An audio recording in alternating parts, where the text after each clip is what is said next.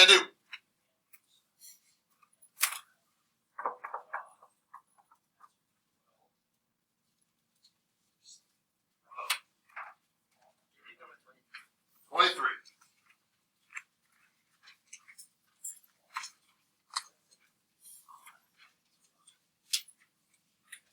So you will have like the gateway. I'm just gonna give you like a list of 10 questions with no space, and then you'll put your scrapbook on a piece of paper and write whatever you want, and then I'll give you a sheet where you write your answers.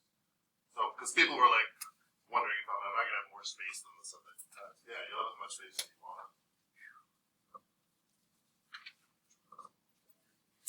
So 23, they want me to find the slope at a point. So we know slope is derivative. So we're going to take the derivative and then plug in x and y. This is implicit differentiation, and I know that because the x and y's are like mixed together. It doesn't say y equal all this stuff. So I'm going to take the derivative of everything, and whenever I take the derivative of the thing with a y in it, I multiply by dy dx. So 9x squared. I did not take the derivative of a y. Here I am, though. So it's negative 12y squared times dy dx plus 4y plus 4. Sorry, because the derivative of 4y is 4. Times dy dx. And then I want to solve for dy dx. So what's the next step here? Factor. And then what would be left? It's just like reverse distributive would be the negative 12y squared plus 4.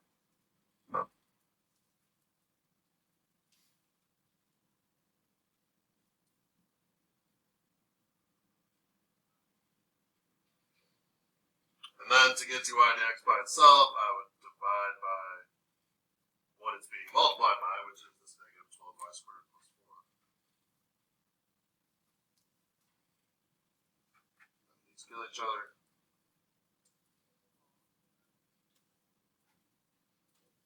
That's the pilot. So that's my derivative.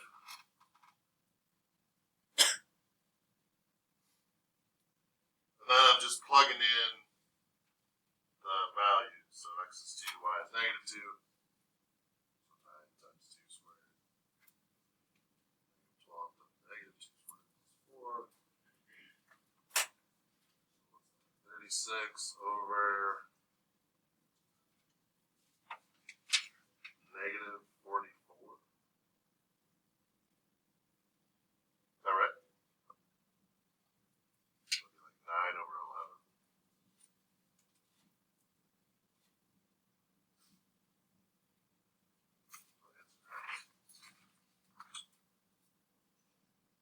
Yeah.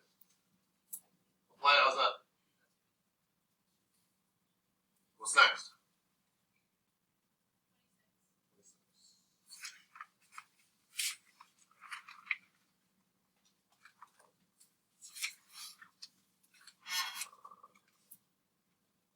So the derivative of an inverse,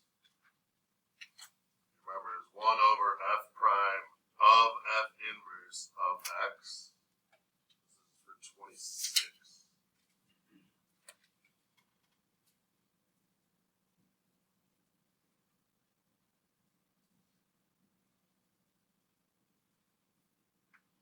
Oh, there's no a, is there?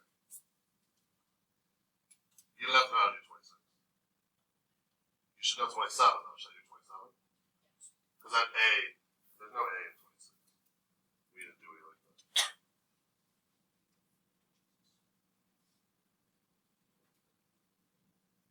That's 26.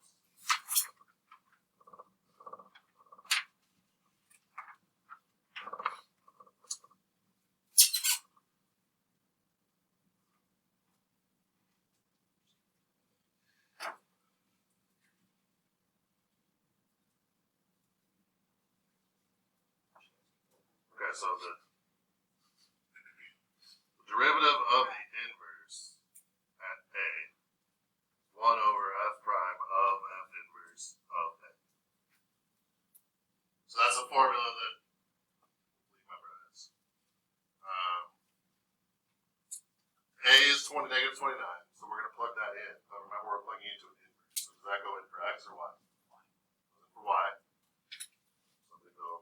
side quest over here. So negative 29 equals negative 4x to the third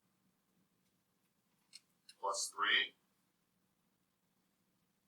So normally you plug in for x, but because it's an inverse function, we're plugging in for the inverse. So we're plugging in for y. So I would subtract 3 from both sides here.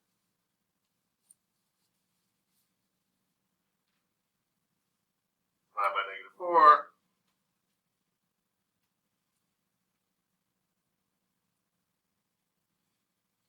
And then cube root it.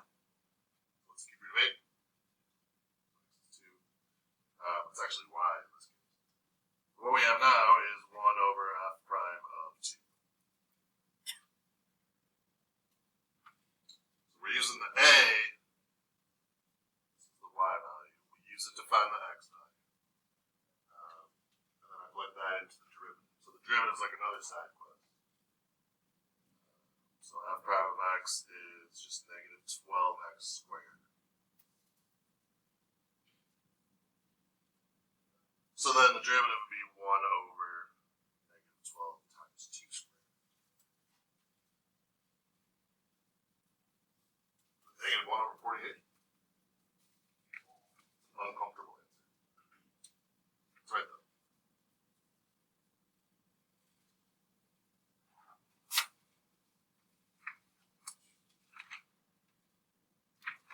Is that okay? What else we got? Do this for me. Give me a thumbs up. Like, I aced that packet. This would be like, I have no clue on that packet. You could be like in the middle. Tilt it up or down a little bit.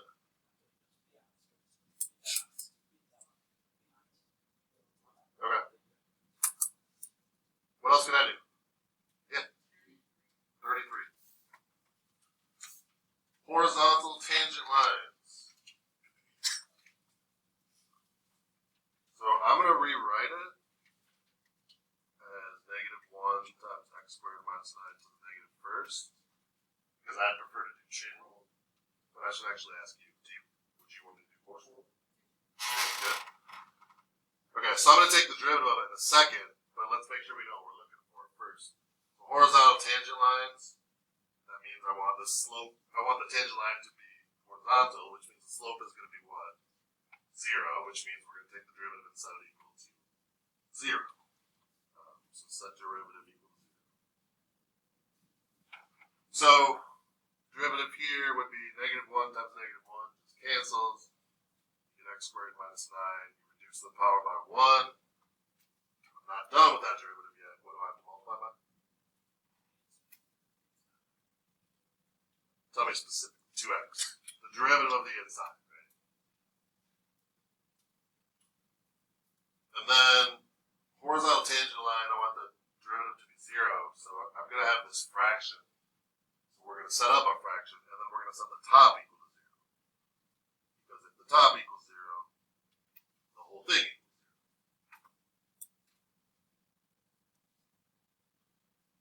0. So that's my derivative. Horizontal tangent lines happen when the top equals 0, so 2x equals 0. If I solve that, I get x equals 0. And talked about like it's tempting to stop there, but x equals 0 is what kind of line? Don't say straight. Vertical. They're asking horizontal. So horizontal is y equals a number, right? So I gotta take that x and plug back into the original to find the y value. So the original was, I think their way is easier now, so I'll write it like that. And I'm plugging in to find the y, and I'm doing that because y is a horizontal line, not x. So this is negative 1 over 0 minus 9.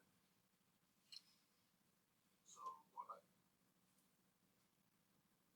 y equals 1/9 is your horizontal tangent.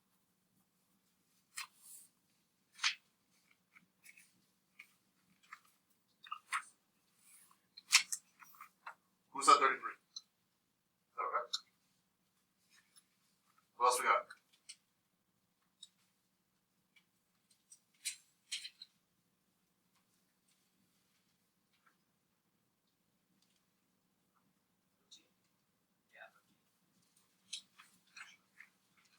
Tells you very uncertain of your question. 13.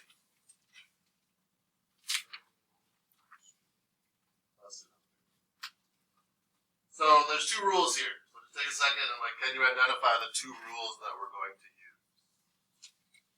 Not necessarily out loud. So I have product because I have a thing with an x times another thing with an x. And then within that, when I do the derivative of the first part, that's going to be change. So I've got two things I'm doing. So product is the second thing, 2d1. So the second thing times the derivative of the first thing. So what's the derivative of tangent?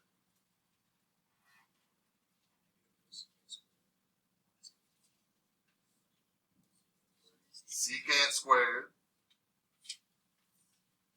We leave the little guy alone, right? So 5x to the 4 times the 5x to the 4th weight of his turn. So now he gets to go. So it's times 20x to the 3rd. That's the derivative of the. This is 2d1. 1d2 is a lot shorter. So then I add 1d2, so the first thing times the derivative of the second thing. So the first thing is just tan of 5x to the 4. That's 1. And then what goes there is the derivative of the second thing, which thankfully, because I'm on a room, is very short. The derivative of the second thing is just negative 15x to the 4th, because you're just taking the derivative of this piece. Because the 2 goes to 0.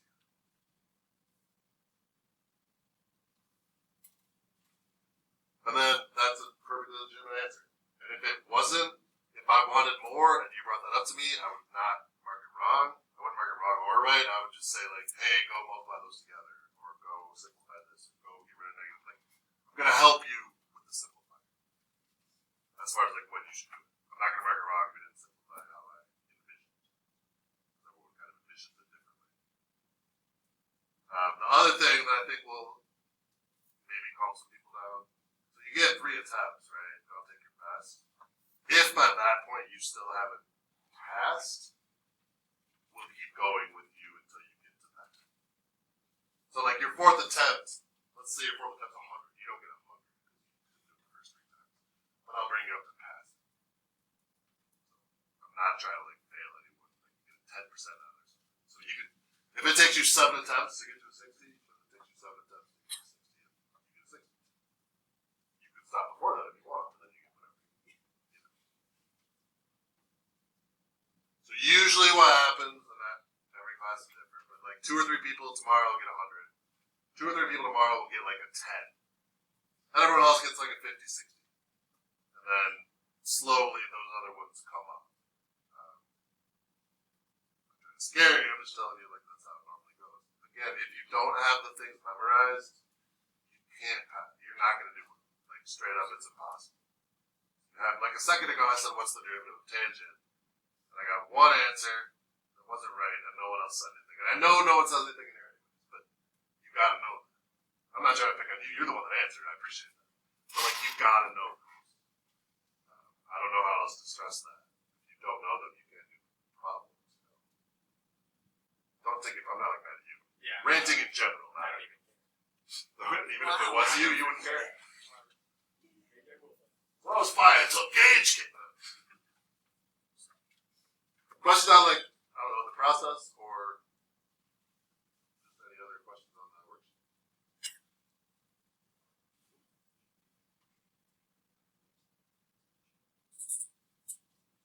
Alright, let's do this. I have a practice one.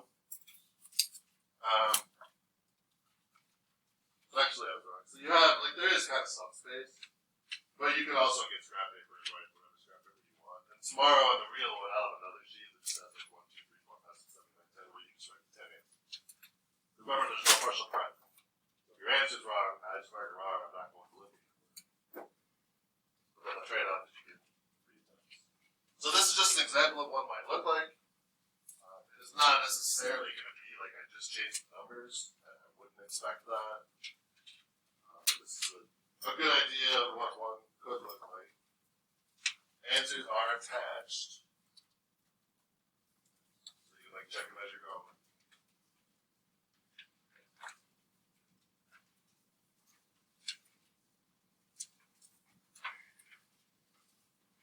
some people do these differently. Usually some people are like, I want to do this like by myself, without my notes. Don't talk to me. I want to know what I know. And some people are like, hey, let's work together. I don't